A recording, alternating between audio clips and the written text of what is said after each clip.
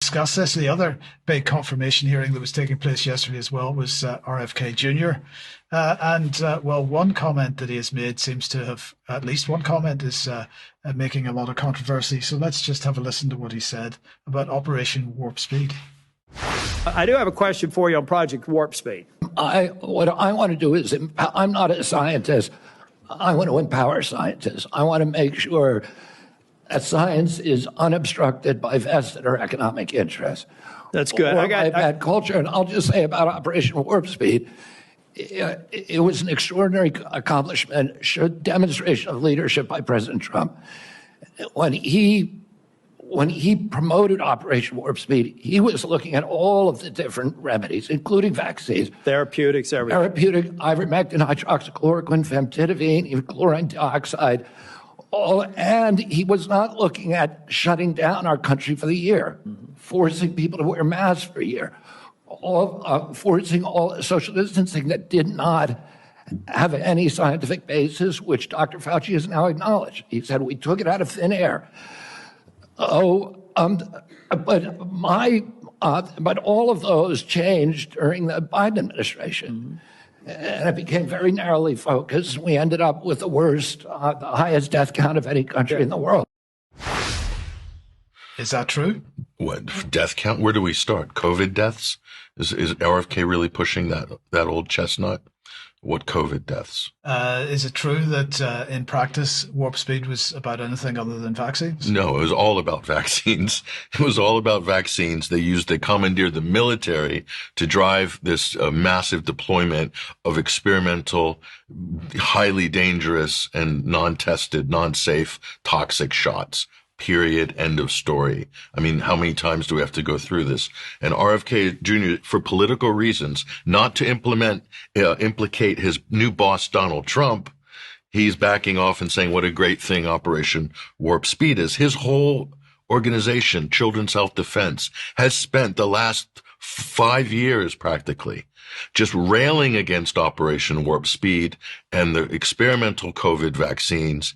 And in one fell swoop, RFK has thrown Children's Health Defense under the bus and everybody working in that organization and mothers with children with autism. And the list goes on and on and on. And I mean, it's just unbelievable. How can you defend one of the worst crimes against humanity that maimed and killed countless people globally? How can you sit there and praise Operation Warp Speed? It's really unbelievable. It didn't end there because we have a little bit more. Jerry, would you recommend that parents get their children vaccinated against HEV? I recommend that children follow the CDC schedule.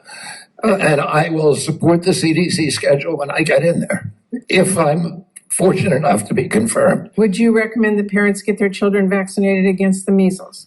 Yes or no? Against measles? Yes. Well, I just remind everybody that.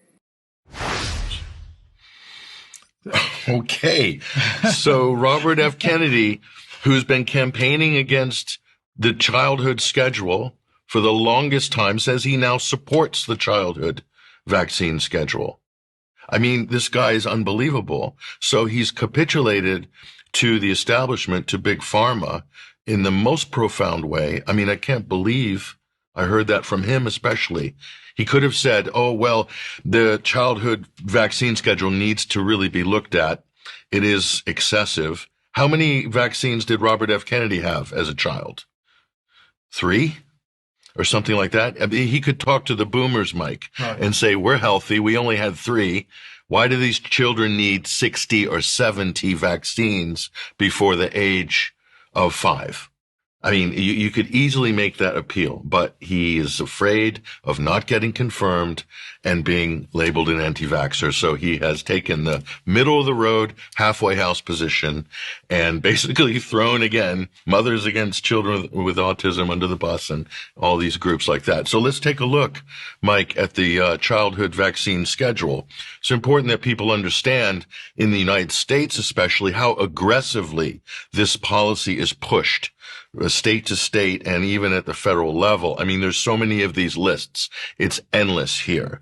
And so what I've done here is also compiled, Mike, from the Cleveland Clinic, which is a known pediatric authority in America. We just to give you a little taste of basically what's available on this particular childhood vaccine schedule, and it goes on and on and on. Newborn to 6 months, 2 months, 4 months, 6 months, 18 months, right up to the age of 16. Let's just take a look at it. I mean, it's just endless. This is the childhood vaccine schedule. This doesn't count the flu and the COVID shots, which are every year, the RSV shots that are every year up to the age of 5 practically. 11 to 12-year-olds, tetanus, repeat that again for the rest of your life, and so forth and so on. Okay, so in RFK and all these previous statements about vaccine safety, all the virtue signaling has been tossed aside for the process of this public demonstration down on one knee to the pharmaceutical industry, basically. I mean, I don't really know what else to say on this, but I mean, it is quite shocking. Of all the issues he had to capitulate on, the childhood vaccine schedule, it is really beyond belief. Okay, thank you. Now let me welcome Mark to the program then.